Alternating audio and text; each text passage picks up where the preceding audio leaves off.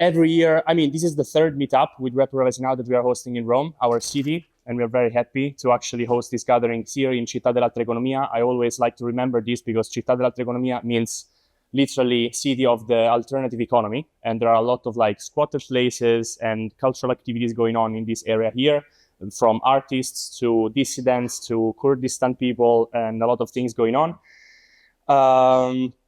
And indeed, very happy that with Urbe, we managed to open this space for developers from all over the world and researchers and just people curious about tech to come and share a desk or talk with us and exchange knowledge.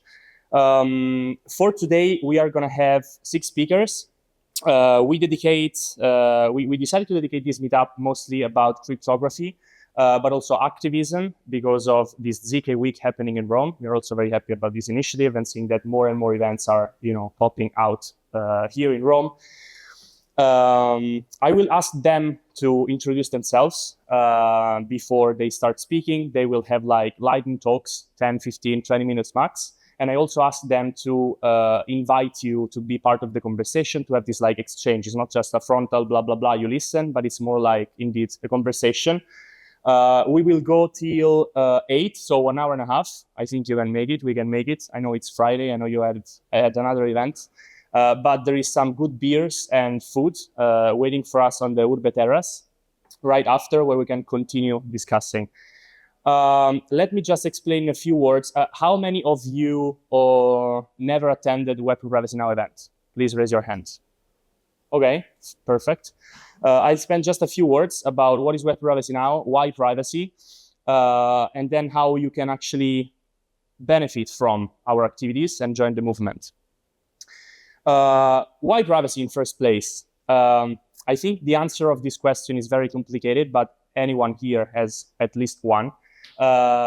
Very simply, privacy is the base layer of any democracy and free society. Without privacy, you cannot have indeed like secure voting or free speech. And privacy is indeed embedded in most of the constitutions around the world as a human right. But creating this new digital world, the privacy is actually not protected as we wish and as we did for the physical world. So this is why privacy. Long story short, it's 40 years. There is a lot of people doing a great job into actually bringing more freedoms and human rights into the digital space. And this is why, and this like battle or mission has not been achieved yet.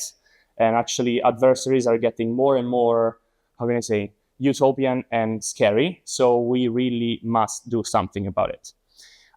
This is why with Web3Privacy Now, we've got to meet so many, as I was saying, as also Federico was saying, there is like a lot of different communities and people and perspectives that are trying to advancing freedom online for the last 40 years.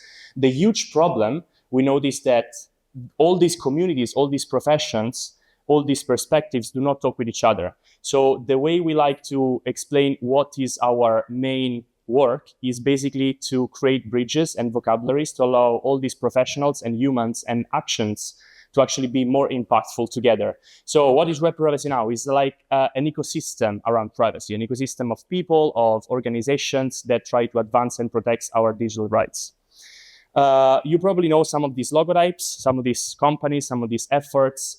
We worked with most of all of them. And what we notice is that there is not only this kind of separation between Web 2 and Web 3 in about like, because all these efforts about restraining surveillance capitalism are indeed very scattered, and not only among Web 2 and Web 3, but also within Web 3. All the protocols, all the projects try to build the whole stack rather than collaborating with each other. And I think we are losing a lot of potential there. And this is what we are trying to do, to put people together, to basically make the response to all these like surveillance and big threats that we're facing as a society, and basically showcasing how you can do this with a smile, with a positive like behavior, rather than just reacting and confronting everything is happening, because social media is a fucking mess where everyone is just, pointing fingers to each other and saying, my solution is better than yours. And this is not winning. Like, it's 40 years that from cypherpunks to activists to hackers, it's just a continuous like blaming each other rather than collaborating. or at least not enough collaboration. And this is exactly what we're trying to do. So we started very simply from the founding values of crypto, as in cryptography.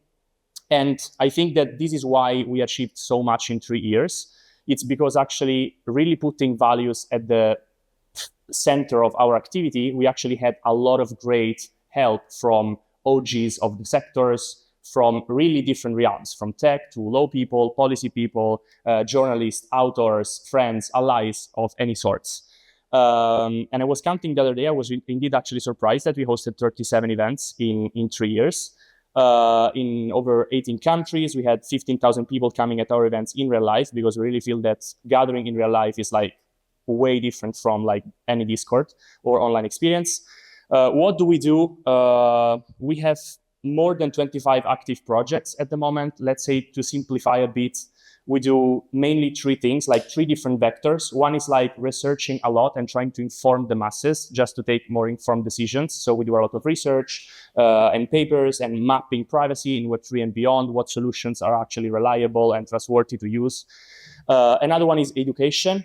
We have an online academy, which is going pretty well. We have more than 1,000 students enrolled. And I was super surprised that actually a German high school teacher living in Sicily reached out to me on LinkedIn saying, hey, I did this course on Privacy 101. It's super cool. I want to include this in our program at school. And I was like, wow, that's I was not expecting this. So academy is going pretty well. Events, podcasts, interviews, a lot of different initiatives on this vector. And then activation, like to make it practical, we developed, for example, guidelines for developers that have been embedded in ETH Global, ETH Prague, ETH Rome, a lot of different hackathons that actually showcase what are all the primitives and chains and tools that you can use to develop privacy-preserving tech. As well as install fest at our events. We have like people from open source community that help people to install Graphene OS or explain Linux or all these kind of things. And then last but not least, activation means also like sitting at all those tables that we feel are crowded and filled with enemies, aka policymakers, regulators. But we discovered sitting at those tables that actually there are also good allies and good human beings doing a great job. And so this is also something very important to us, like to advance freedom from very different like angles and perspectives. Practical example of what we do. This is an event we put together with our member Protocol Lab, with our partner Protocol Labs, which is basically the project, the umbrella under which IPFS, Filecoin, and many other projects arose. And for 3 days, we gathered over 100 web leaders. What does it mean? Web 2 and Web 3 together. And we had people from Tor, Internet Archive, researchers from Harvard, Black Sky. We had Blue Sky, European Crypto Initiative, and many others. Going through 40 thematic sessions where the agenda of the session itself was basically set by these people that were saying like, okay, I have this experience. I feel these are the most like challenging threats we have to face this year. And then we try to basically put together all the insights and knowledge to actually unify the different roadmaps. And out of this event, practical collaboration was born between Tor and Ethereum Foundation, between Internet Archive and Tor, and as well as Logos, and many other meaningful connections and exchanges. What is happening these days, very briefly, we are running a campaign to fund privacy in Web3 with Tor. It will start in May 19. We are finally publishing this project that we started more than a year ago. This is a book because we love paper and the real world and the physical objects. And we basically asked to some thought leaders in the human rights, privacy tech, freedom tech to express their take about privacy from their angle. And so we have a policymaker from the European Commission, we have a researcher from Harvard, Primavera de Filippi, we have Audrey Tang, former digital minister of Taiwan, and Glenn Whale behind Radical Exchange, Naomi Brockwell, amazing influencer, David Chaum, one of the OG cypherpunk that actually developed a lot of primitives that are nowadays largely used for developing cryptography and blockchain. So we have different essays in this book, and the nice thing is that this is aimed to be a series. So this is just the first volume, and every year we will collect more and more takes. And the whole scope of this work is to basically speak to the masses. So we really curated this contribution saying, please talk to the average person, not to your niche, tech pal. We will print this month, and we will be out with this work in Summit. We will host a big event in Berlin this June. And you can find this book there or as a PDF free online.